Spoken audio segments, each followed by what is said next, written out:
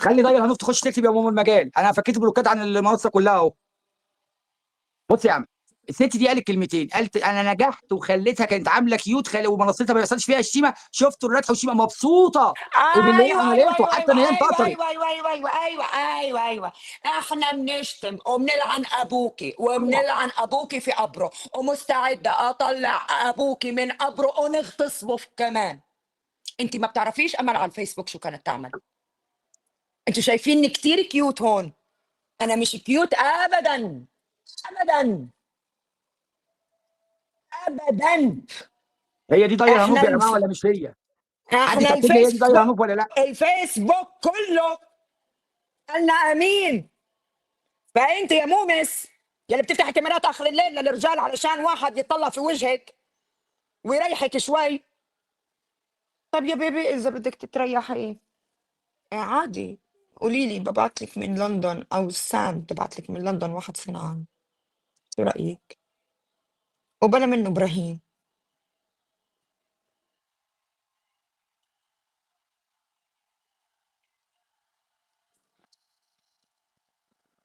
عايزه تقولي حاجه تاني ولا اتكلم؟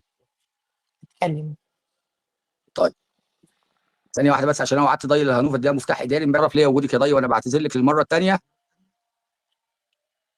ما ضل علي غير مومس تفتح كاميرات اخر الليل للرجال، بلكن واحد يخرب بيتك ابنك لسه صغير ما خليته الكلب اللي اسمه انت سعد القحطاني ده، سعود اسمع القحطاني دوت. اسمع اسمع اسمع اسمع اسمع بشرفك، ابنها لسه ما بيعرف ينطق الحروف، انت متخيل؟ وقاعده بتدور على الرجال. يلعن ابوك بعزا امك.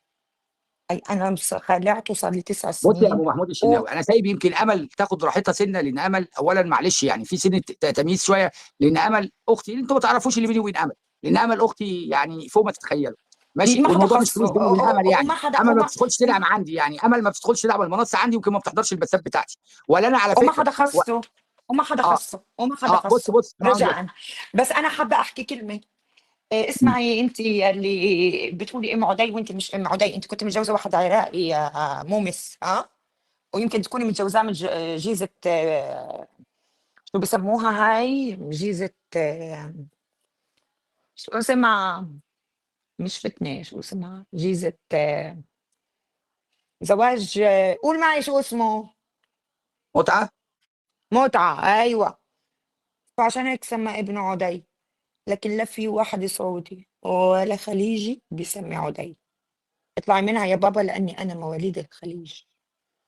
فبطلي الكلام الأهبل اللي بتطلع تضحكي فيه على الناس. ماشي يا ام زواج متعة. هاد رقم واحد. خلاص بقى يا رقم حاج، انا اتنين سايبك بصي رقم ومديك حريتك. اتنين معلش معلش خليني اكمل. انا هديت، انا اول شيء كنت معصبة، انا هلا ايوه رايقة. طيب. اوكي. رقم اتنين يا شطورة يا حلوة. حضرتك ابنك بعده ما عم يعرف ينطق الحروف، وخطبتي وقاعدة ماشية على الزواج بدك تتجوزي، جاية تقارني حالك بوحدة صار لها 9 سنين ما طلعت في ذكر، ولما طلعت في ذكر كانت مخطوبة لإله، ومش مخطوبة لإله بس، ووقفت معه وقفة الرجال. ولا انت حضرة جنابك يا حيلتها ما بترضي إلا لما يدفع لك فلوس علشان تبقي تفتحي له كاميرا. أنا والله دفعت فلوس ولا فتح لي كاميرا ولا نيلنا. دفعت له فلوس لأني بنت أصل، لأني وقفت معه وقفة رجال. أما أنتِ الظاهر من بعد عُدي وزواج المتعة اتعلمتِ على هالقصص. أما بالنسبة لإبراهيم، الله لا يعطيك عافية، والله لا يعطي أبوك عافية، والله لا يرحم أبوك في قبره على هيك خلفة وهيك تربية، لأنه أنت مش رجال، أنت مرة ومركوب، ويا ريتك مركوب من رجال، يا مهون مركوب من مرة. يلعن أبوك وولاد كلب. أنا نازلة من المنصة. انا بعتذر على اي لفظ قالته امل، يعني هي ما تعدتش قوي ولكن انا بعتذر. بص يا ابراهيم، بص يا معتز، احنا ولا هنشتمك، لان انت لا تستحقي ان احنا نشتمك اصلا. يعني اصلا امل غلطانه وانا بغلطها هو انها ترد على واحده زيك اصلا. اللي زيك يتضرب بالشبشب كده بوسخ شبشب ويتركن على جنب. وانت يا ابراهيم نفس الكلام. انت بقى مش مركوب ولا راجل ولا مره، انت جنس تالت كده، جنس حتى لا يليق بالحيوان. لا يليق بالحيوان. انا لما بعتب على سما وعلى امل انهم يتلفظوا، ها، لان انا عايز اخلي الناس دي ناس محترمه وما تتلفظش. وانا عارف ان امل اصلا ما بتعرفش تشتم. امل ما بتعرفش تشتم. الناس دي ناس محترمه. التنسيق اللي داير على طلوع منصات 1 2 3 4 على امل من 3 4 ايام عشان يستفزوا امل، عشان يستفزوا امل بالطريقه دي. ما انا عارف انهم هيشتموا كده كده عشان يستفزوا امل توصل للمرحله دي. حتى هي بتقول لي اللي اسمها انجي، والنبي يا انجي انت ست مش محترمه برضو، وان شاء الله احنا هنرد على جوزك وهنعرف نوصل لجوزك وعليك وهنرد عليه. انجي اسمها انجي علي، انت سيده غير محترمه. انت لو سيده محترمه اكيد مش هتطلعي على منصه فيها التلفظ ده كله وتطلعي تشتمي وتمدحي في بلطجي. الله اعلم بقى اذا كان انت يعني كان وحش تكون بتشتغلي كمان، الله اعلم ولا لا. فان شاء الله يا انجي ان شاء الله هنوصل للساده المحترمين اللي المفروض انينك هل يعرفوا بالكلام ده، ان انت طول الليل والنهار على المنصات تشتمي في خلق الله وتدافع عن بلطجي هاتك لعرض النساء ومبتذل النساء ولا لا. انما بالنسبه لك انت يا ام عدي صدقيني هيتخذ معاك كل الاجراءات القانونيه. ما حدش هيقول لك ولا هيضربك ولا يخطفك ولا القصه دي خالص. وهتندمي عن اي كلب زقك تشتمي امل مصلح او اي ست، لان انت تعديتي كل خطوط الحرب. ولا نعرف منشأك ولا نعرف تقول انا مصريه. انت مصريه انت؟ هو في مصريه تطلع تشرشح بالمنظر ده يا ست يا قله الادب يا سافله؟ واذا كنت بالتكيه على الخروف اللي معاكي اللي بتقولوا له يا ما انت بتقاطعني بقى واقول لك اسكت فتخليهم يقولوا حنفي. كان في مقطع كده نوجه عرضها عندها بيهلكني والحاجات دي وتتحكي ان هم بيقولوا عليه حنفي.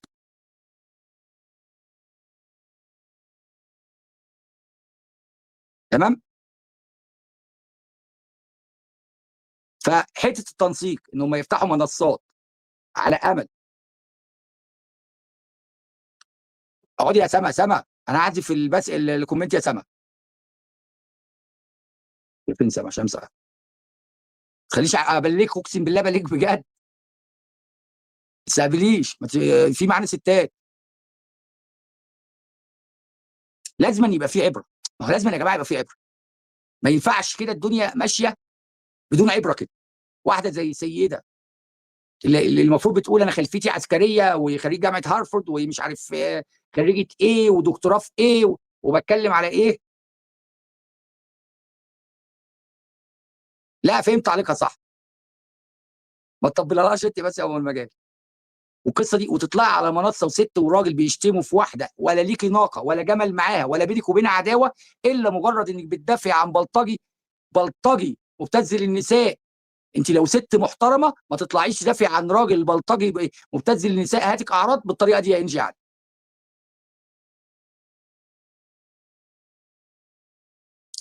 كسامه ماشي خلاص ماشي يا برنس. شكرا للتوضيح يا برنس. الناس المهزأه دي والله العظيم انت عملت لهم قيمه يا امل لما رديتي عليهم انت وسامه. انت خليتيهم محط انظار، خليتيها تكتب اساميهم.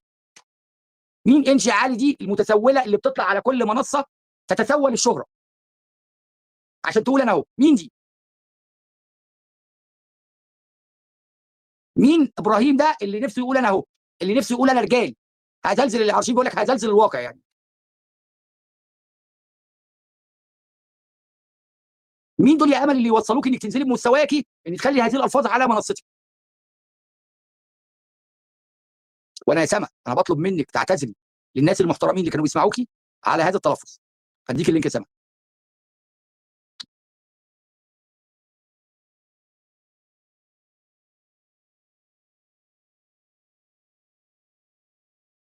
انجي ممكن تقولي لنا شايفه ايه في مواصفات اكرم سلام للدفاع المستميت عنه ده؟ شايفاه مظلوم في ايه؟ الحكومه المصريه ظلمته في ايه يا انجي يعني؟ يخرب بيت الصوره بتاعتي. ازيك يا سما؟ ازيك يا عم مالك، عامل ايه؟ السلام عليكم. سما يعني انا عارفك حد كويس. بص يا عم وست مالك، انا علاقاتك ست محترمه جدا. انا وعارف اعتذرت تعمل من على امل. الناس. انا اعتذرت من الناس قبل ما اطلع اللايف وبعد ما طلعت اللايف. الناس المحترمه اللي كانت تحت كلهم، حتى الناس اللي كانت عندك هنا. انت بقالك قد ايه شايفني على اليوتيوب؟ بقالك فتره يعني. شفت لي تعليق او كلمه كده ولا كده من ساعه ما شفتني؟ لا نورك يا بصراحه لا ست على الكل. اليوتيوب، لا شفتك على ما الفيسبوك غلطتش في بصراحه. حد، حتى ما اه هي كانت بتلقح على امل بالكلام وكنت بسمعها برضو ما شتمتش فيها لا خاص ولا عام ولا غلطت فيها خالص، قلت غيرة نسوان وخلاص. لكن تيجي ان هي تسبها في عرضها وتقعد تزودها، ما هو برضه عمالك في حاجات بتحرق الدم. هي عملت انا لك ايه؟ عارف، انا شفت انا البث طلعت عند بتاعها اللي رضوان، بتشتم في امل جامد طلعت قوي. عند رضوان ان اول امبارح تقريبا، قلت لها انت طلعت لايف وشتمت امل شتايم ما تنفعش، واللايف عندي جالي، ممكن تطلعي تقول لنا ايه السبب اللايف ده؟ انا قلت يمكن حد وصل لها كلمه كده ولا حد عمل حاجه كده ولا كده، ما ردتش وطلعت غلطت تاني. طب معلش يعني في الكلمه، هو انت كسر علينا بحاجه ولا ليك عندنا حاجه؟ اما تطلعي تغلطي مره واثنين وثلاثه واحنا نسكت؟ انت فكرك ان انا مثلا فرحانه ولا امل فرحانه ولا حد من البنات فرحانين لما نطلع نغلط ونشتم؟ بس اكيد معلش لا. انت زودتيها مع الكل، قلنا مالناش فيه، انت حره بقى، اللي يرد عليك يرد واللي ايه يسامح في حقه يسامح، لكن تيجي على واحده مننا ليه؟ ايه السبب؟ عملت لك ايه امل او ذكرتك في ايه عشان تطلعي تغلطي فيه؟ طيب بصي يا سما، انت عارفه ان انا بعتبر امل زي اختي، وانا قلت يمكن من اول يوم اللي يقول عليا يقول عليا بتاع فلوس، يقول عشان الدعم، يقول عشان اي حاجه، يقول انا واقف جنب امل مصلح لغايه ما تاخد حقها، حصل بالقانون. حصل. واي حاجه اقدر اقدمها لامل مصلح هقدمها لها في الاطار القانوني او في اطار الكلام ده بدون اذيه على الناس. يعني عمري ما هقبل مثلا امل عشان تاخد حقها فممكن نبيها الوحش تتاذي بسبب، لا يمكن اعمل كده. خلينا دلوقتي اللي الناس دي، خدت بالك من كلمه قالتها الست ديت ام عدي دي؟ قالت شفتي انا نجحت ان انا خليتهم شتموا اللي كانوا عاملين نفسهم مؤدبين. لا لا سمعتيها؟ لا، بص اقول لك على حاجه، احنا شفتي عمرنا ما قالت ايه؟ عملنا نفسنا، انا ما سمعتش الكلمه دي، يعني ما سمعتش اصلا لا اللايف هي بتاع قالت قالتها. انجي علي، بس ايه رايكم فيا؟ انا مره كياده خليتهم لغايه ما طلعوا وقعدوا يشتموا، يعني هي بص يا عماد، عارفه، هي لا لا لا، وصلتكم بص اقول لك على حاجه، لمرحله بص اقول لك الشماتين على حاجه، بتاعتها. اه ام عدي دي عارفه من زمان قوي تمام، من قبل ما يحصل المشاكل دي احنا كنا بنشتم على الفيسبوك، وانا طلعت كذا مره وقلت ايوه احنا تمام، كنا هي بنشتم بقى كانت عايزه ومش حابه. ترجعكم. اسمعيني، انت كنت بتشتمي وبعدين سكتي وبطلت تشتمي، هي معديه بقى عايزه ترجعك. حصل. مش عاجباك ان انت بقت يعني ما تشتميش، ما تغلطيش، تحترمي العام، الكلام ده كله. هي بقى عايزه ترجعك عشان ما تبقاش هي ايه، ما حدش يقول معديه بتشتم واسامه ما بتشتمش. هي عايزه امم تبقى خلاص، عشان لو قلنا عليها وسخه نقدر نقول عليك انت كمان كذا، فاهمه؟ بس الكل فعل رد فعل يا عبد الملك. ما فيش، احنا بص يا صلى على النبي، هقول لك حاجه. هل امم انا هل انا هقول لك حاجه، صلى على النبي. هل انا زوجتي واحنا في منطقه شعبيه وانت عارفه ان ساعات الستات بتتخانق مع بعض وبيشوفوا بعض باوسخ الالفاظ، هل زوجتي ثواني بس هرد على لو واحده على شتمتها، واحده، لو واحده هرد شتمتها بس كده هرد على واحده. تقدر تطلع تشتم كده في الشارع ولا الكلام ده؟ 25 سنه زوجتي دي ما حدش سمع عملنا خناقات كنا بنموت فيها، كنا بنموت ونموت فيها، ما طلعتش من بره بيتها ولا وقفت في شباك. واللي ما قبلوش على زوجتي ما قبلوش على سما، ما قبلوش على ضي الهنوف، ما قبلوش على كل الستات اللي موجوده في الشارع. استنى اصل بس انا كلمه هرد يا على اخت ومش اختي دي مش على الفاضي يا جماعه. اللي حصل الاول. من على منصه امل، من على كان سقطه كبيره وعيب كبير يا سما، وانا بقول لك في وشك مش في الارض، لان انا لما اقول لك انا انا احسن اقول لك حد تاني. وانت اعلامي معزتكم عندي قد ايه؟ بس احنا سكتنا كتير برضو يا عم مالك، حتى سكتنا لو كتير قوي. اسكتوا اكتر. مين دول؟ مين دي؟ مين دول يا دي؟ ما تطلعي عشان تكتبي خاطر هي مثلا ملهاش فيروسات سعر كده ولا وتقول ليها لها انا ثمن، مش هرد عليك يا كلبه، بس مش اكتر من كده. تلزم حدودها يا عم مالك. هو ما ينفعش انا ابقى متضايقه من عبد الملك في حاجه او في تاتش ما بيني وما بينه اطلع كده زي ما بطلع اشتم ولا اغلط، اطلع اقول له يا عم مالك انت عملت 1 2 3، لكن طلع انت تشتمي على الفاضي وعلى المليان واحنا لساننا مقطوع. اطلعي قولي لها دي ست قليله الادب، مش محترمه، بنت كلب، عادي. عارفه في شتايم كده بتسمع بيها الرقابه، انما ما توصليش لمرحله ان هي، هقول لك حاجه، هي دلوقتي في منتهى سعادتها. عارفه انت لما تجيبي خنزير وتيجي وتقول تلعبي مصارعه في الوحل، حتى لو كسبانه انت خسرانه انك اتبهدلتي في الوحل بهدومك، ما لا انتصرتيش معاك ولا عليه، كان اللي بهدلنا فبتطلعي يابا، بص مبتسمه. صلي على النبي. انا اقول لك على حاجه، انت لو تلاحظ مش جوجل اللي طلعت الاول، مش جوجل اللي ليه؟ طلعتها الاول، انا دخلت الجوجل على الخاص قلت لها اطلعي مع لا امل. هقول لك حاجه، انا بصي عشان ما اكذبش عليكي، انا اول ما حسيت ان البث هيكون فيه الفاظ خرجت، ما سمعتش بصراحه. لا لا لا لا لا لا، اللي حصل انا طلعت دخلت الجوجل قلت لها اطلعي مع امل فوق تمام، اديها كلمتين بالادب. انا حذفت ماشي. البث على فكره، انا دخلت شوفي، انا اول مره اتصرف في قناه عند امل لان هي قناه امل. يعني انا قلت لامل كذا مره اخرج من قناه، لا خليك بالله عليك عشان تساعدني في المفتيح والكلام ده لما اكون موجود، تمام. انما اقسم بالله انا اول حد اتصل بيا قال لي مش عارف امل مش عارفه تقفل البث او نامت او كده، فدخلت لقيت امل قفل، انا حذفت البث عملته خاص ورحت عامله خاص، لان انا مش ايوه عايز هي حد كانت يسمع ولا بتاخد يشوف شويه سما كده، ولا يشوف امل كده. ولا احنا حابين والله يا عبد الملك نطلع للناس كده اقسم بالله، ولا احنا حابين حاجه زي كده.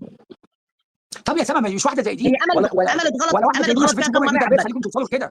امل اتغلط فيها كم مره وسكتنا. لا امل في ضغط عليها اليومين دول، بصي يا سما، في ضغط وحاجه مترتبه، امم وخلي بالك لسه في قنوات تانية هتطلع على امل، في حاجه مترتبه كده الامل، بس ان شاء الله وقفه الناس المحترمين سواء في التعليقات ولا المنصات، مش هنقول لك هتساعد امل، هنقويها نفسيا ان في ناس تطلع تدافع عن امل بكل احترام وبأدب.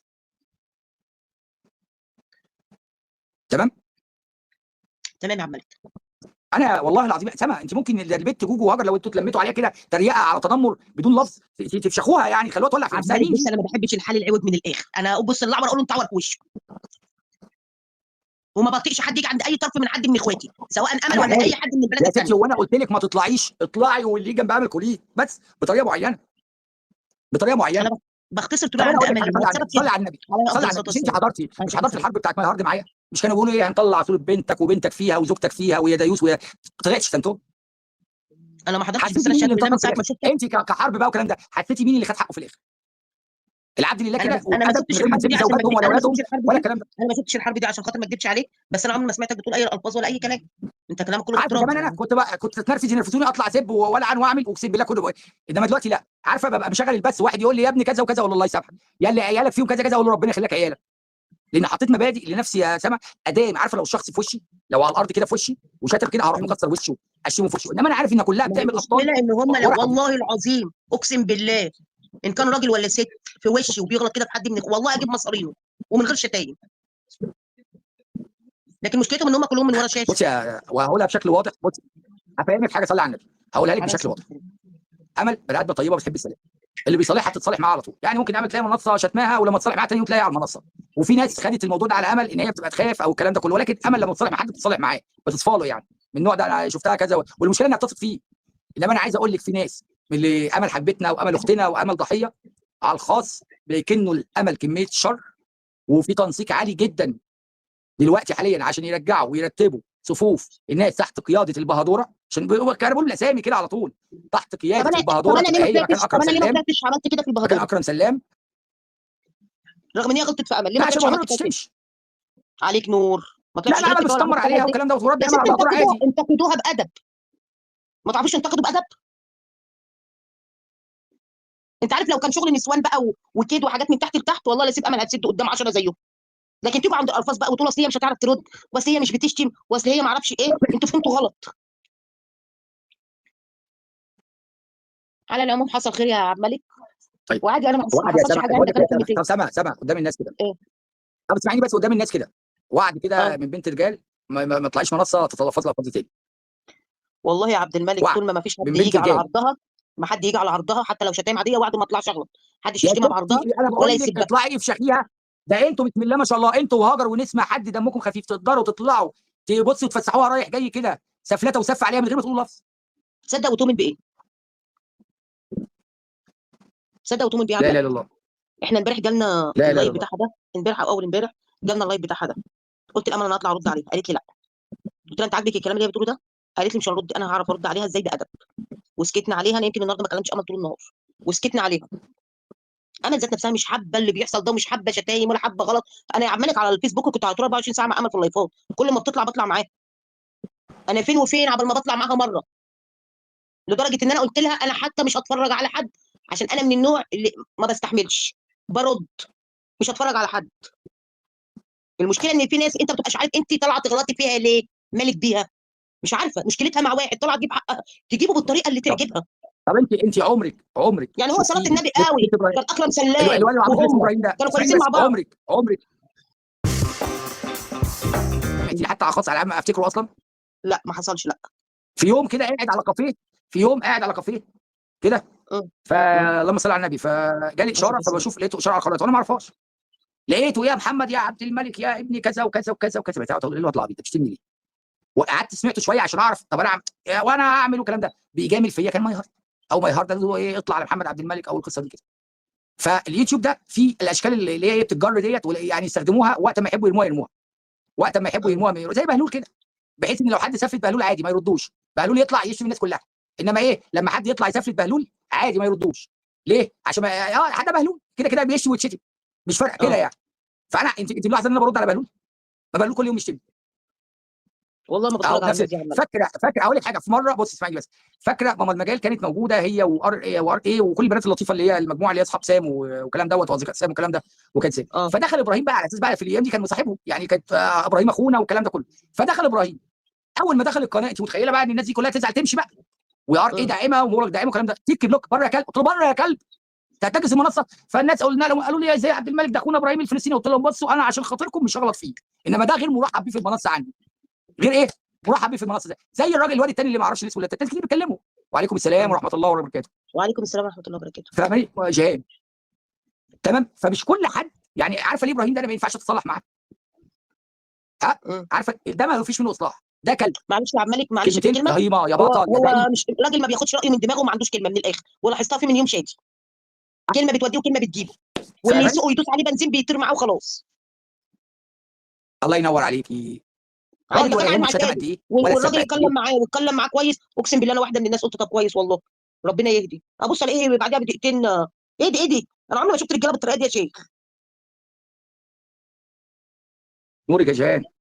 لا هو دي رجاله اصلا، هو ده راجل، ده راجل، ولا يعرف حاجه عن ده راجل. الرجوله، اللي مرض انا يا سوقه جدعان انا مستغرب والله العظيم، انا ما يعرفش حاجه مستغرب. عن انا الرجوله. لما امل طلعت ترد كده وانتوا تردوا، انا زعلت يعني زعلت عليكم. انتوا بتنزلوا نفسكم قوي كده يا جدعان. مين دول؟ مين دول؟ احنا بقالنا كام معاك؟ لا عمرك ما شفتكم بتشتموا من المجال، لا لا يا لا. لا ولا يا لا نوجر، بصراحه عمري عشان اصلا كده ما انا شفت لك عزيتكم اي نص يا. ولا شفت لك اي كلام. طب قولي لي حاجه، طب انا اقول لك حاجه، صلي على النبي. انا شفته اصل مثلا، بس يعني دخلت اقول له بيشتم، فدخلت كده وشفت اسمها انجي علي فيشتم في سدين. طب هي سدين طلعت على المنصه شتمته؟ شتم ما انا في ما اعرفش سام. والله طب هي لسه سام اللي دي بتشتمك؟ ولا اعرف. شتم في ماما المجاري يا ماما. يعني انت سدين دي تعرف المفروض انها بنت ان انا بلد اول وبنت مؤدبه، انا عمري ما شفتها شتمت. ولا ماما المجاري تصدق عمري ان ما شفتها انا شتمت، ولا ار ايه ولا انجل ولا اي حد عارف من اول البنات دي لايف، بصراحه. عارف اول لايف حبيبه جدا. شفته فيه كان بيتكلم على مجموعه من الستات ظلمته ونزلت صور بنته واتكلمت عليه كلام كتير وما اعرفش ايه وكده. فانا سمعت اللايف بتاعه قلت لا، لو اتعمل فيه كده حقه ان هو يطلع يشتم ويسب ويجيب عيالهم واللي كان عزه يعني والمجموعه اللي كانت تبعها. وكانت مع اني بعز عزه على فكره، عزه يعني ديت يعني بعزها قوي كمان. المهم فقلت ايه، لا لو عزه عملت كده هي واللي معاها يبقى غلطانين، وسكت عليها. وزعلت من عزه لما هي حطت صوره الاسرائيلي ده وما اعرفش ايه وكده، وايه وتلاشيت الموضوع خالص وقلت ده ظلموا الراجل ده. بصيت لقيته دوت واخدها هوايه، اللي هو ايه بقى، يقعد يجر في الناس ويستفزهم ويشتم من تحت لتحت، ولا يسيبها هي تشتم من تحت لتحت ويشوف هم عملوا ايه، واللي هو عمله ده ما يتذكرش خالص. ففهمت بقى عليها من ساعتها، قلت من حقهم بقى يطلعوا يفشخوه. انتوا عارفين، انت فاكره الشتيمه اللي انت شتمتيها لابراهيم، هو متضايق؟ ده هو واسماعيل في اسعد لحظات حياتهم، في انا اسعد لحظات حياتهم. انتوا انت عايشتهم كده هتقول لي، ليله من ليالي الانتصارات. هم مش عايزه عندهم اقول كده لك انتصروا بانتصارات اكتوبر. ليه هم كده انتصروا بالنسبه على لهم ايه؟ ليه انتصروا انتصروا على ايه؟ بانتصارات انا اكتوبر. كنت واقفه مع الناس حتى لما طلعت هم عندنا، بقى خلاص قلت لهم بقى. والله احنا كنا بنشتم عشان هقول لك بس حاجه، يجيب مخاطر من ابراهيم ده على القلنا الفيسبوك. عنده بيبقى كام؟ اسمعيني بس. اه بص، ابراهيم ده القلنا عنده بيبقى كام؟ القلنا عنده بيبقى ايه؟ 20 30. انتوا لما بتشتموا فاتحين عليه وهو فاتح عليكم، القلنا بقى 170 عنده ففرحان. هو ده متسولين شهره. وواحده زي اللي اسمها انجي دي، هل في مشكله بينها وبين امل؟ امل ذكرتها تعرفها؟ تعرفها؟ لا، انا ما اتفرجتش على، ما وبتقول لك اعرفش مين انا انجي دي. جوزي ضابط حد قال لي عسكري مره وابويا واحده اسمها عسكري انجي والكلام ده. وشتم. اقسم بالله ابوكي لو عسكري درج ما تعملي كده. بتقول ايه؟ قالت ايه؟ قعدت تشتم وشويه كذا وشويه كذا والكلام ده كله اللي اسمها انجي دي. تمام؟ امم قولي لي امل جه جنبها، وده اللي عمل لهم، اللي واقفين جنب امل اللي عمل لهم اكرم سلام واكرم سلام واكرم سلام. تخيلي لما واحده تقول انا خريج الجامعه وبنت ناس وخلفيتي عسكريه، وتقول كده على بلطجي بحكم محكمه استعراض قوه والكلام ده، تقولي عليها ايه؟ بقول لك ست ايه مش متربيه، اقسم بالله. بقول لك ايه، الدفاع هم عن اكرم فاكرين ان سلام احنا، بالست دي بالذات غريب. هم فاكرين ان احنا غريب. شويه اللي حوالين امل. احنا معانا واحد ضابطه في الجيش، تمام، القوات المسلحه هنا في المعادي وموجوده، ولا بتطلع ولا بتتكلم، والست في احترامها احترام الدنيا كله فيها، وبتعشق حاجه اسمها امل مصلح. بس انا ما خدتش منك، انت سويتي في كلام. انا عايز وعد انك مش هتشتمي على منصات تاني قدام الناس. انا قلت لك ما يجوش على شرفها ولا عرضها وينتقدوها، والله ما اطلع اشتم ولا حابه اشتم اصلا. لا انت مش هتشتمي حتى لو جم عليها ايه والكلام ده ايه. انت ارقى من كده يا سما. وانت زي لما بقول سما اختي ما ينفعش اختي، يقول لي يعني حد يقول لي الحق اختك بتشتم بتقول يا ابن كذا وابن كذا، حد يقول لي كده على سما راسي تدي والله يا على عبد نفسك الملك، انت عارف انا بعزك قد ايه وبحترمك قد ايه. يعني انا عايز اعرف حاجه، اسمعيني بس، والله العظيم ثلاثه اقسم بالله العظيم ان جالي اكتر من 6 تليفونات من ناس محترمه بيعزكم جدا. اقسم بالله التليفون ما وقف. ايه اللي بيحصل من امل وسما ده يا عبد الملك؟ قول لهم عيب، حتى لو اتغلط في امل ما ينفعش رد الفعل يبقى كده. الناس دي احنا بنعزها وبنقدرها والله العظيم ثلاثه. اقسم بالله انا بقسم لك بالله. بقيت قاعد وفي واحد منهم قال لي دي قناه، قلت له بص هي قناه امل، ولكن قناه امل تعتبر قناتي، حتى لو انا مش انا اللي بديها لها هديه ولا الكلام دوت والقصه دي كلها خالص. ولكن امل ايوه مش هتبرر منها. واختي غلطت عادي، انا وارد ان اختي تغلط، وارد ان اختي تغلط. انما عيب بقى لما انا اشوف اختي تغلط ما بقولهاش انت غلط، يبقى انا مش راجل. ويا سما لو انا اقول لك حاجه صلي على النبي، انت لو شفتي ام محمود ولا اختي ام حسام ولا اي حد في ربنا اخواتي يبارك لك طلعوا فيهم. غلطوا على المنصات، تقول لي لا انت مالكش حق كلمه عليك. انما انا ما ينفعش حد يكلمني في التليفون يقول لي اللي انت بتقول عليها اختك ها بتشتم، بص الالفاظ اللي بتقولها. والكلام ده انا بقوله من معزتي ليكم. احنا كمان بنعزك والله يا عبد الكلام الملك، ده ربنا اللي انا، يبارك وخلي فيك. بالك انا بص من قبل ما اعرفك او اعرف الاخ هبه والكلام ده، انا كلمت امل الكلام ده على الخاص، وقلت لها يا امل انت مش محتاجه تطلعي حد يشتم بالالفاظ دي، انت شخصيه قويه وليكي اسلوبك الساخر. الكلام ده ممكن تطلعي تعملي رياكت عليهم، الكلام ده بدون لفظ. ليه؟ خلي بالك مش كل الناس بتبقى فرحانه. انا عارف ان في متابعين كتير قوي بيبقوا فرحين بالاكشن والشتيمه والكلام ده كله. في مش هقول لك وداعمين كمان، وداعمين كمان. انما في ناس كتير محترمه جدا بتتاذى، عارفه بتتاذى. والله وفي العظيم، ناس وانا كان على بتحبكم بتبقى عيني زعلانه عليكم. الناس المحترمه دي تسمعني بالطريقه دي، اقسم بالله. انا على فكره عايزه اقول لك على حاجه، والله كمان مره انا كده مش بطبيعتي كمان. انا لولا الناس اصلا ملخومه معاهم تحت، اللي هو ايه، اقول لك انا انا مش كان ممكن اكلمك على الخاص او اكلم امل على الخاص او اكلم امل على الخاص وما اطلعش اقول ان انا رافض اللي حصل في منصه امل، وان اللي حصل في منصه امل والكلام دوت حتى لو رد فعل على اهانه امل اهانه شديده وضغط على امل كتير والكلام ده كله، كنت اقدر اقول مم. ده رد فعل والكلام ده. بس لا، انا ما باكلش مكيالين. زي ما انا بنتقد فتحي الجوهري اللي بيحصل تلفظ عنه، اطلع انتقد اقرب الناس ليا واقول اللي بيحصل على منصته غلط. وبالذات كمان اللي يعز عليا قوي، لان الاقربون اولى بالمعروف. واللي انا بقوله لك ده يا اختي ان انا خليك تبطلي تلفظي، انا بعمل معروف، انا في وجهه نظري والناس كلها معاك اهو. يقول لك ان انا بقى لما اقول لاختي ما تغلطيش، لما اقول لاختي ما تنرفزي، ما ينفعش على العام كده عشان منظرك وصورتك. هل هقول لك حاجه تصدقي وتؤمني بالله؟ لا اله الا الله.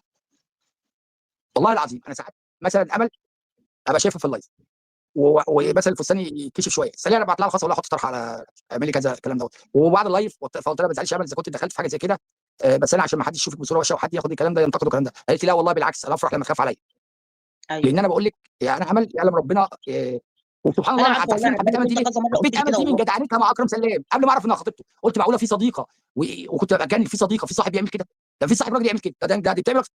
وحتى لما عرفت انها خطيبته، يعني انت حبوا بعض عمال اعجبوا ببعض، تاخدها هي امل مني ما كلمه، حبتش، يعني هي كانت تاخدها معجبه مني يعني او كلمه. مبهوره، لا لا كانت لا، هي لو عندها كانت سنه حبت، انبهار. لو كانت حبت ما كانش حصل ده كله. بص اقول لك على حاجه عملي، اسمعها مني. امل لما بتوعد بكلمه لو حتى حصل ايه بتفضل معاه للاخر. يا عم ده كان في واحد بتصرف عليه وبتساعده، والله العظيم طلع غلط فيها، وربنا اللي يعلم السبب ايه. السبب ان هو غيران من البنات اللي حواليها، غلط في البنات، بصي عملت له بصي بلوك ان هو بقى، غلط في واحده. ادي النجار. بصي اسمعني بقى بس. تراجيديا، بصي عمل اسمعي بقى. ايه اللي اتعمل امم تراجيديا دي بقى؟ هو ده المفيد، هو ده الزبده اللي قالها. الله ينور عليك. تراجيديا هم بيستغلوا قربها من سام، واخدين قربها من سام تلكيكه، يعني قربها من سام اه تلكيكه عشان يغلطوا فيها. اه ولو ان سام ما بتغلطش في حد، شايف سام ما بتغلطش، يعني انا شايف سام اللي ما بتغلطش خلاص، حتى لو غلطت قبل كده حاليا ما بتغلطش. يعني صلى على وانا النبي يا من عماد، الناس اللي بقول انا صلى بحترم على سام النبي، جدا. صلى على النبي. سام انت بس هقول لك دلوقتي حاجه، سام انا عارف انها زعلانه مني، مش انت عارفه ان سام زعلانه مني، ولكن انا بقدر واحترم سام. تدخل عندي ما تدخلش عندي، مين يدخل عندي ما اقدرش اعلوم غير الفتره اللي كانوا موجودين فيها عندي ناس محترمه، ما اقدرش انكر ده، ما شفتش منهم حاجه غلط.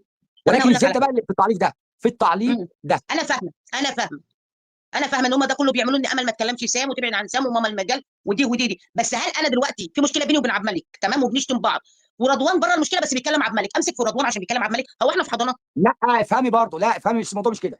هو مش امم عشان هي بتكلم سام، هم واخدين كلامها مع سام او قربها من سام او دخول سام عندها والكلام ده ذريعه.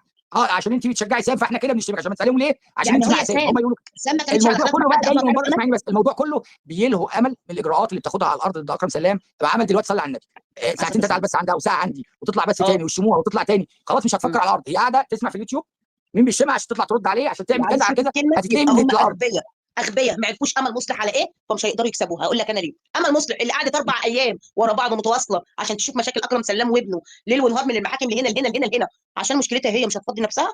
والله دي تقعد بالاسابيع صاحيه ما تنام، وتقفل هنا وتقفل هنا بصابع رجلها الصغير وهي قاعده حاطه رجل على رجل. طب انا هقول لك حاجه. شفت الفتره اللي ابتعدت فيها امل مصلح خالص وقالت اعتزلت وكانت قاعده بترتب اوراقها والكلام اه ده؟ شفت طلعت اه بالقوه ازاي والكلام ده؟ انا عايز امل والله العظيم تركز لغايه ما تجيب احكامها على الكلب دوت، لغايه ما تعمل هو اللي هي انت كل اللي نفسها فكرك، فيه على الارض. هو انت فكرك اللايف وانا عاملاه شغاله من شويه. امل اصلا كانت حاضره اللايف، اقسم بالله العلي العظيم امل ما حضرت اللايف، وكانت بتقولي شغاليه عشان اسمعكم اشوفك هبكت ايه. والله كمان مره انك يا امل يا مصلح ما سمعت اللايف اصلا. امل اختي عملت امل شافت حتى ما شغلها بتعرفش وشافت تشتم، دنيتها والله ايه، العظيم ما بتعرف تشتم. وبتتكسف لما نشتم. ده امل في اه مره بس والله. عشان حافظت كلمه يا علق ولا يا علقه بقت فرحانه محسن ان هي دخلت، يعني اقول لك جابت الشهاده ما فيش بعد كده. اسكت يا عم. والله امل ما كانت حاضره اللايف ولا سمعتني قلت ايه ولا تعرف ايه اللي حصل في اللايف اصلا. على العموم انا هنزل انا عشان اشوف اخواتي عشان باعتين لي. طب تمام. الوعد بقى، الوعد قبل ما وعلى تنزل. العموم انا بتاسف للناس كلها اللي موجوده، الناس اللي موجوده تحت مش اي حد تاني، يعني كانت موجوده حاضره اللايف عندنا واللي موجودين عند اخونا عبد الملك. انا بقول لكم انا اسف حقكم علينا. احنا والله العظيم ما نحب كده ولا عايزين اصلا كده ولا الموضوع ده اصلا. يعني احنا كنا بنشتم من الاول لان هم برضو كانوا بيعملوا كده. واي حد سمع مني اي حاجه معلش انا اسفه ليك يا ماما غلا، معلش انا عماله من بدري اقول له عايزه ارد عليكي بس التعليق جري. حقك عليا يا ست الكل ومحدش يزعل مني. واوعدك يا عبد الملك على قد ما اقدر انا مش هحضر ومش هشوف حاجه. حتى لو حضرت يكون عندي ثبات انفعالي، ومش دول اللي اترد عليه. يا عم على قد ما دول اقدر اقل اوعدك، منكم بكتير قوي. اوعدك دول اقل منكم اوعدك على بكتير قد ما قوي. اقدر الرد هيبقى بادب. ايوه. خلاص. دول وده اقل مش عشان منكم خاطر بكتير حد، قوي. ده مش عشان خاطر حد، ده عشان خاطر من اجل الناس المحترمه اللي موجودين تحت واللي كانوا موجودين عندنا، وواحد زي صباح اخونا عبد الخير يا الملك. أبو.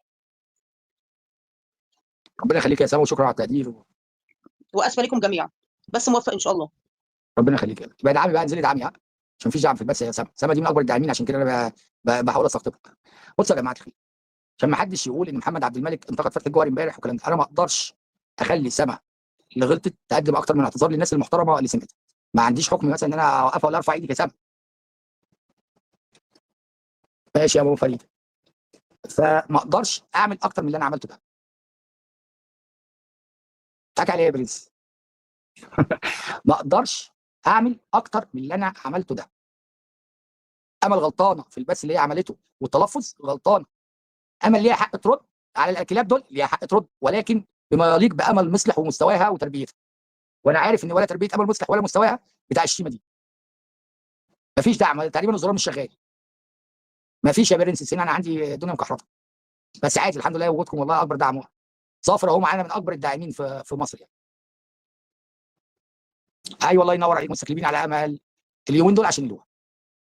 ويا بهدوره معلش، انت طالعه تقولي الامل الناس بتحبني، الناس مش عارف ايه والكلام ده. انت يا بهدوره محتواكي ايه؟ محتواكي تشوفي اتنين بيتخانقوا تفضلي تحكي الخيانه من هنا ومن هنا، بحس انك صاحبه محتوى والكلام ده كله. انا مش هتكلم بقى كست انت حلوه ولا وحشه ولا كبيره ولا صغيره ولا سنك ولا الكلام ده. انت يا بهدوره ليه برضه طالعه الدفاع المستميت ده؟ خلينا اكرم سلام، بصي ما عملش اي حاجه. اكرم سلام ده مش محبوس بحكم محكمه ولا امل اللي حبساه يعني؟ ايه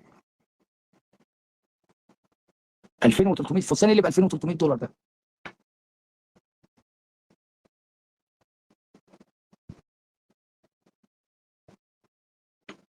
ملوش دعوه بقى، اسمعيني، ما حدش يمسك محمد عبده ادام محمد عبده ما طلعش شتم ان حد بقى يشتم امل ويشكر في محمد عبده، ممكن يكون عايز يعمل فتنه. فما حدش يعني يربط ده بده. هو محمد عبده كان موجود اثناء شتيمه امل؟ اتكلم الحق برضه حتى لو انا على خلاف معاه. وعلى رايك يا جيهان، هو كان من قبل البتاع بيطلع سبح يبقى سبح. عايز اعرف حاجه بقى. انا تعالي يا انجي، عشان انت جيتي بس، ما تيجي يا انجي تطلعي المنصه تواجهيني كده. يا انجي انت ست مش محترمه خالص والله. اقسم بالله انت لو ليه، انت لا يمكن تكوني متجوزه، انت اكيد ممكن تكوني مطلقه، ارمله لسه انسه. مش معقوله انت يكون ليكي راجل كده زوج، او بالذات كمان ان انت كدابه انك بتقولي ان الخلفيه عسكريه. لا يمكن تكوني انت على ذمه رجل ينتمي للعسكريه، لا يمكن، استحاله. اصل اللي ما يعرفش يقني مرض كده زيك لا. يعني انت لا يمكن.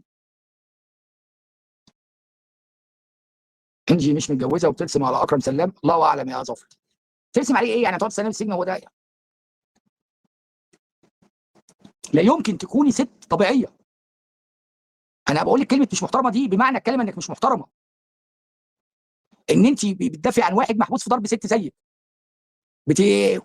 كل القضايا اللي عليه الستات، ما عملش حاجه مع راجل. يعني ما خدش حكم في راجل. ابتزاز ست، نصب على ست، ضرب ست. ما فيش حاجه فيها مشرفه يعني. يعني لما يسالوه في الحاجه انت جاي فيها يقول له جاي في واحده ست. انت ست غير محترمه بمعنى الكلمه، مالكيش راجل يلمك ولا كاسر. ست سافله. شوف انا عمري ما اطعن شرفك ولا في عرضك، ولكن بجد انت ست ما تربيتيش.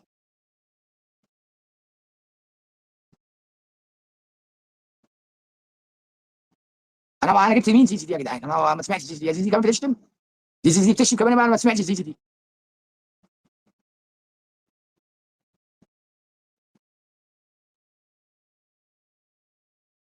انا ما اعرفش مين زيزي يا ملك. وتهدي ايه؟ تهدي ايه؟ خليهم يشتموا من هنا لسنتين قدام يا ملك. يعني هيعملوا ايه الامل؟ انا ما قريتش اسم زيزي ده غير لما انت كتبتيه يا ملك يا واحد. صلى العرب. يا جماعه ما حدش يمسك زيزي دي يا محمد يا مصطفى، انا ما اعرفهاش اصلا. ازيك يا علياء؟ وعلياء انا مش اديتك مفتاح قبل كده يا علياء؟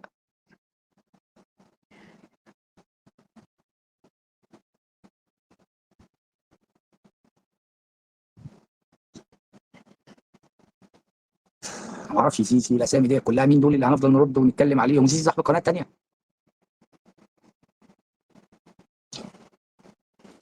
زيزي صاحب القناه الثانيه. ايه القرف اللي احنا عايشين فيه ده يا جدعان؟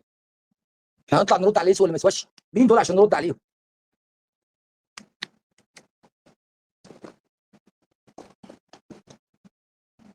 هي استني بس اسمعيني بس. هي زيزي دي، استني بس، زيزي دي اللي طلعت، خدي اللينك.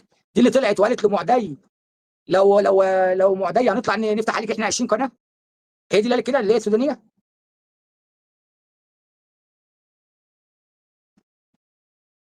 هي الست السودانيه دي اللي كانت بتقول لمعدي المقطع اللي جاي، اللي بتقول لها احنا يا امل يا مسلم هنفتح عليكي.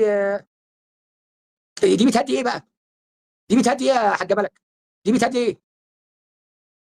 دي كده بتهدي ايه؟ يعني تطلع تقول في البث اللي فات انا هفتح عليك يا امل يا مصلح منصاتنا احنا ومش منصاتنا احنا. منصات ايه ومنصات مين دي؟ دي واحده عبيطه طالعه ودلوقتي يعني هي متخلفه يعني يا ملك؟ طلعت هدي بعد ما طلعت البث اللي قبليه، هو كله عايز ياخد اللقطه واسمه يتذكر.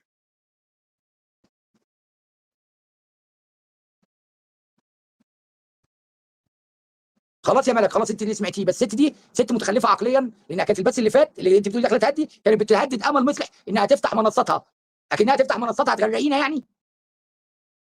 الست متخلفه عقليا سمعتها يعني، ست عبيطه والله، وانا عبيط ان انا بجيب اسمها اصلا. مين زيزي دي ومين القرف دوت، لان هنجيب اسامي ده مش عارف النضاره السوداء فين، انا عايز ما اشوفش حد. طب اقول لك حاجه، هي دي زيزي اللي قالت ان احنا صابس شفاعات بيدوروا ثلاثه وهي واحده منهم، اللي هو بيشتم في سامو والاكونت الفيك ده، هو ده؟ هي دي ولا غيرها؟ هي كانت سودانيه برضه، انا سمعت حد بعت لي المقطع ده. يا ملك، مش زيزي دي اللي كانت زعت لها مقطع وهي بتقول احنا اكونت صبي شفاعات اللي بيغلط في الناس والاكونت الفيك ده؟ هي دي؟ هي برضه دي؟ طب دي مره عبيطه يا ملك، مالك انت بقى يا ملك، انت قلتي بقى بعيد عن الكلام ده يا ملك، دي مره عبيطه هتجيب لك شبهه يا ملك، وممكن تصيبك تعديك بالعبط. دي مره عبيطه عامله اكونت فيك وتقول لك احنا ثلاثه بنديره، هي شركه عثمان احمد عثمان يا بنت العبيطه. دي كمان بتطلع عندك ايه، تنظف المنصه ولا بتطلع عندك تعمل ايه؟ يعني انا مش هقطع عيشه لو بتطلع عندك تروق لك المنصه عادي، مفيش مشكله. البت يا ماما جاهزين دي، انا بدخل اتفرج على بثات عشان اشوف البطه، فللاسف غصب عني بتفرج على العبط دول. انا بدخل اصلا ببقى عايز ايه، ادور على البطه اللي هي بتبقى حطاها ديت، فغصب عني بسمع الاشكال الوسخه دي والله يا ملك. منك لله يا ماما، المجال انت اللي معرفاني الكلام ده والله. ملك بلاش تجيبي يعني، عادي الناس لو عايزه تشتم سيسي بس ما حدش الفاظ طبعا عبيطه هبله كده يعني، الالفاظ اللي هي بسمعها.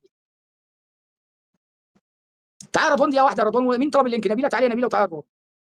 تعالى رضوان. رضوان ايه؟ تقول له ايه؟ انا هعرض الصوره، انا المصدر انا هعرض الصوره، لا لا لا انا هنزل، فقالت له والله لا ده حلفتي خلاص هقعد المره دي، قعد خلاص. استنوا دي واحده بعد بس اللينك اللي انا عزيتك من جدعنتك مع صديق، انا يا مع عمي خطيب. رد يا عمي رد عليا. نور يا نسمه. الست اللي عايزة تتكيف بتدفع فلوس ولا بتاخد فلوس؟ بتاخد فلوس بلاش بقى ماشي بتاخد فلوس، خليني معاك. بتاخد فلوس، حلو الكلام. طيب أنا عندي سؤال تاني. أنت بتحكي مثلا مع هاجر. هاجر أنت ما شفت شكلها، حلو؟ تعرف شكل هاجر أنت؟ لا بس بعيد طيب صوتها يعني، هي بنت كده انا بتعرف، متخيلها كده. اوكي بتسمع لك آه. صوتها، تقوم هيك بين يوم وليلة تقول شو، أنا خطبتها وبدي أتجوزها. كيف يعني خطبتها خطوبه وبدك ايه يعني؟ عجبني تتجوزها؟ عجبني خطها في التعليقات يعني، ولا إيه؟ مش فاهم انا يعني. والله ما بعرف، اسأل حالك شو عجبك فيها لتقوم تخطبها، خصوصا انك ما بتعرف شو اسمها الاصلي، ولا بتعرف عيلتها، ولا بتعرف اخوتها، ولا بتعرف شي عنها غير انه اسمها هاجر. شو اسمها هاي؟ اسمها مش هاجر اصلا. ما اسمهاش هاجر، يعني انت كيف قمت خطبتها؟ لنفرض هو انا اكيد شفت، بص صار هقول لك حاجه يا امل. لا استنى، امم اكيد صار ما بينك وبينها حكي على الخاص، واكيد فتحت لك كاميرا، اكيد طبعا، واكيد وانا مخطوبه من غير ما شفت اشوفها يعني. طولها، هخطبها من واكيد غير ما اشوفها. شفت طولها وعرضها والذي منه، وبالتالي قلت يلا خلينا نخطبها، صح؟ اكيد اكيد طبعا. ولا بتخطبوا على الصوت انتوا؟ ما بعرف، بمصر عندكم صار ما غير ورايا صار. اشياء عنا، بمصر غير اشياء عنا، ما بعرف احنا يعني لازم في رؤية شرعية. هل طب يا انت عايزه ترى توصلي لي ايه يا، يا امل؟ عايزه توصلي لي ايه يا امل عايزه توصلي لي ايه؟ انا ما بدي اوصل لشيء، انا عم بسأل سؤال بدي اجابة. انت هل عايزه توصلي بتتجوز؟ ان ام عدي فتحت كاميرا لابراهيم عشان كده اتخطبوا، صح؟ صح. يا ترى يا هل ترى كم واحد قبل ابراهيم انفتح له الكاميرا؟ لا ما نعرفش بقى، ما اقدرش اتكلم في الحته دي. طب خليني بس يعني. لا استنى إيه؟ كم مم. واحد انفتح له كاميرا لحصل قبول ما بين الطرفين؟ ممكن الست تكون حد يكلمها، هي عايزه تعرض نفسها كم للجواز، الكلام ده عادي. سؤال، ما معلش احنا مش مم. معترضين، انا مش معترضة على فكرة، مين قال لي اه اني معترضة؟ تمام. انا سؤالي سؤال بديهي جدا. كم واحد اتفرج على البضاعة؟ انا ما اعرفش. بص يا عم يعني استنى، امل، انا حاسس اصبر. باللي انت فيه، اسمعيني بس، طب اسمعيني No انت بقى، no استني no انت no بقى، no no لا no no no استني no انت no شويه. no no no no no no no no است- no wait انا wait حاسس باللي wait انت wait فيه، wait بس انا مش ولا عايزك تنزلي للمستوى ده يا امل، لان انت انا عارفك عفاف، انت انا اعلى من كده بكتير. معلش كم واحد ممكن يكون يعني افريج، احنا بدنا الافريج المتوسط ايا كان، واحد الاقتصادي. اثنين ثلاثه، ست فتحت كاميرا برؤيه شرعيه بالكلام ده ان خطيبها يشوفها، ده انا مش شايفه فيه مشكله. ثانك يو فيري ماتش، شكرا.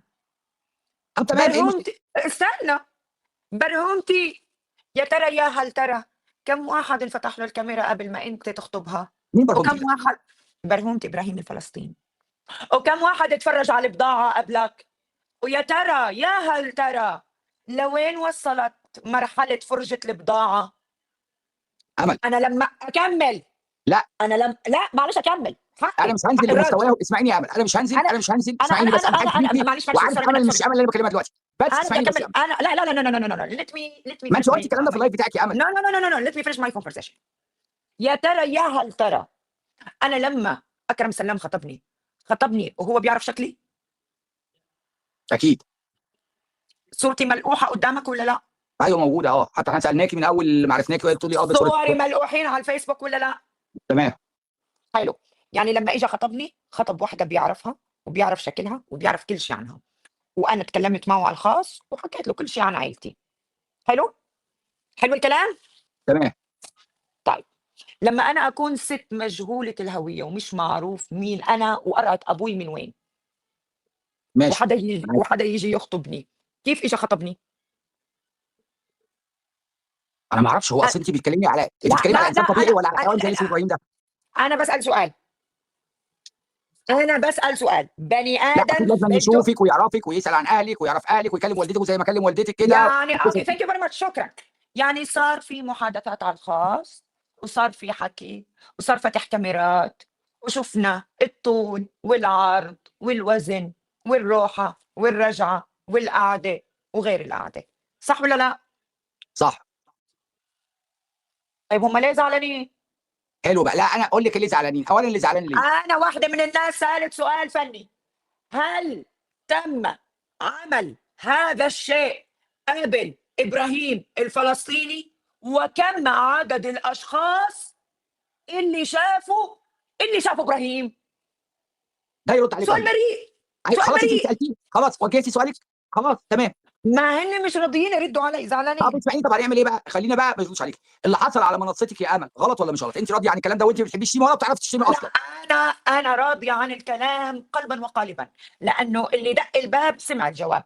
لا أنا يا امل، واحدة من لا أكمل كلامي، أعطيني مجالي أكمل كلامي وبعد هيك أعمل شو ما بدك. هرد عليك يا حلو سما بس الكلام. لما اخلص امل. اوكي اه. اوكي اوكي اوكي نو بروبلم. انا واحده من الناس قاعده طلعت قلت يا جماعه الخير انا كنت مخطوبه لبني ادم اسمه كذا كذا، وهي ابنه قدامكم ببارك لنا بالخطوبه، وطلعت 17,000 فويس وهو بيحكي لي ده ابنك وانت مراتي وحبيبتي وانا جاي الامارات وهعمل واسوي، ويعني انه احنا متفقين على كل شيء بخصوص الزواج. حصل ولا ما حصلش؟ حصل. حصل. يعني تمت خطبه رسميه،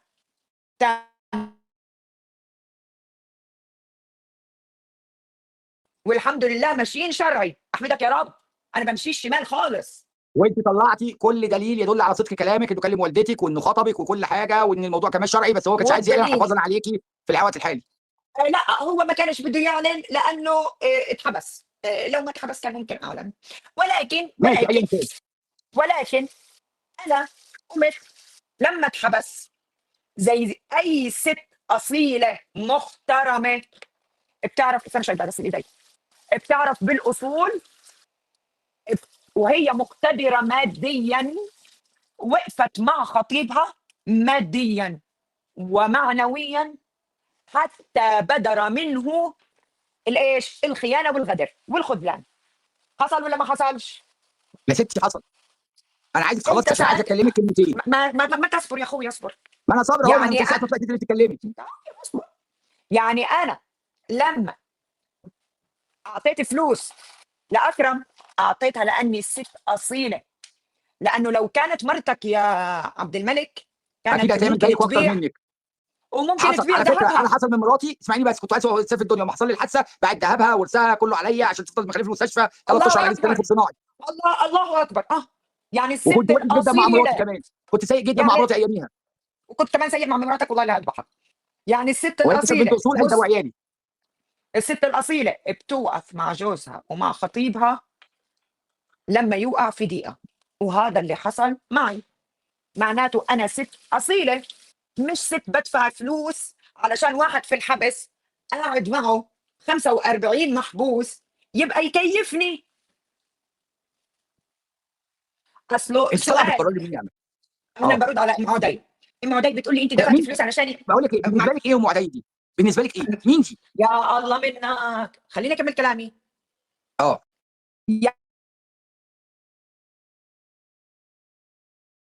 6 متر في 7 متر. سؤال يطرح نفسه، بده يكيفني كيف؟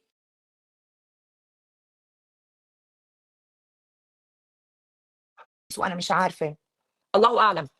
طب ممكن تاخدي معايا ابراهيم. بالصبر بقى وتسمعيني شويه دقيقه لا بس، معلش. لا لا لا لا، انا بدي قاعد اكمل ارد كلامي. على اسئلتك اهي، اسمعيني بس. ارد على اسئلتك اهو وسامعك.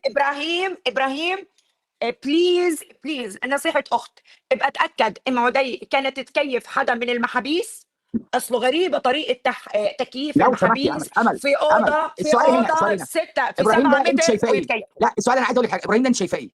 كنت شايفاه شايفاه ده راجل؟ رجال ده شفته ده ده, ده رجال راجل؟ ده انت شايفاه راجل؟ ده شايفاه ممكن راجل؟ احكي ممكن احكي اه كنت شايفاه رجال. هلا حاليا مركوب من مرة ولا قادر يفتح تمه بكلمة. تمام. انت راجل مركوب من مره، تردي عليه ليه اصلا؟ ده كلب. المره قالت له كشكش بيكشكش، بتقول له ايه سد بيسد، بتقول له كاتش بيكاتش. ده تردي الله عليه؟ يلعن، اسمع، الله يلعن ابوك في تربته على هيك تربية نجسة يا ابراهيم يا فلسطيني. حلو قوي. ده عارفه، ده احنا قلنا دي الشتيمه اللي مسموح بيها بقى، اللي انا ايه اقدر اقول له ده انت كلب ابن كلب الكلام دوت، لانه فعلا ده ولا يمد لفلسطين ولا للعرب، والله يلعن ده جنس ابو ثالث. هيك تربية، ولك مش قادر تسكت مرة قاعدة جنبك. يا ولك ستي احنا هو مره عنا. مين؟ ده اسمع هي اسمع ارجل منه، اسمع ده هي مره مين دي؟ والله خليني احكي لك العظيم ده ما شيء. يحصل مره، ده ما خليني احكي يحصل لك مره شيء. حتى.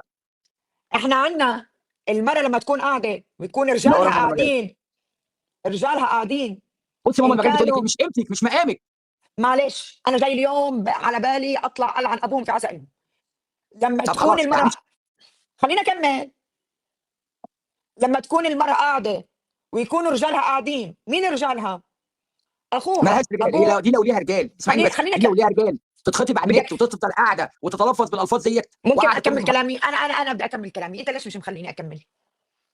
يعني بيكون خطيبها، جوزها، ابوها، شلت اخوها، الحصر يا طايله ابن هنوفيل، طايله عمها، هنوفيل، شلت ابن الحصر. خال، اكمل كلامي، ابن عمها، ابن خالها، عمها، هدول رجالها. لما يكونوا قاعدين في مجلس الرجال، المرأة بتحط في تمها صرمة قديمة وبتسكت، والرجال بيرد. اما انت يا ابراهيم يا فلسطيني حطيت في تمك خرا وسكتت، وهي اللي قاعده بتردح. يلعن ابوك على ابو هيك تربايه. اتفه عليك وعلى ابوك، واتفه على امك اللي راضيه على تربيتها انها تكون هيك، واتفه على امك مره تانية اللي راضيه انه كنتها تكون هيك. انا بقى كان نفسي الشتيمه عندك تبقى كده، اللي هي الشتيمه المسموح بها الرقابه. تمام. طب انا بالغلط. يوم ما انا سالت عمو حسن قنديل، قال لي لا عمامه ولا ابوه ولا احنا موافقين على اللي بيعمله. وهاي المره اللي ماخدها جنبه، هاي مره ماخدها لعبه. بس المصيبه انه جايبين لنا واحده لعبه مفكرها ست الستات، وهي ما بتسوى صرمه قديمه ولا ابقاب ينلبس بالرجل. طب ممكن اوعدك وعد قدام الناس دي؟ ممكن اوعدك وعد وعد كده من اخ لاخوه كده؟ اخو لاخوه، انا كمان صرت راجل. اوكي اخ لاخته، معلش وانت زي ب 100 راجل يا امل. اسمعيني يا امل، قول. طبعا المقاطع دي هتلاقي نوجه سحبتها والكلام دوت، وهي بتقول امل يا مصلح وهي بتشتم الكلام عادي دوت، ماشي عادي تمام. عادي تسحب. اسمعوا معلش. لا اللي انا بده شلت يسحب الحظ والله يسحب. يا طيله نوفيل، شلت دقيقه. الحظ. كملي. لانه في واحد اسمه ابراهيم الكحلوت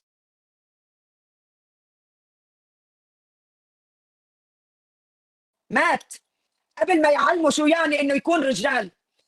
انا هلا بس فهمت ليش مرتك رمتك رميه الكلاب يا ابن الكلب يا ابن الوسخه، لانك مش رجال. لا بلاش ابن الوسخ، خليك ابن الكلب، بلاش الام. ابن وسخه، امه ما ربته، شو يعني؟ ايوه لا قول امه مربط ولاش الام.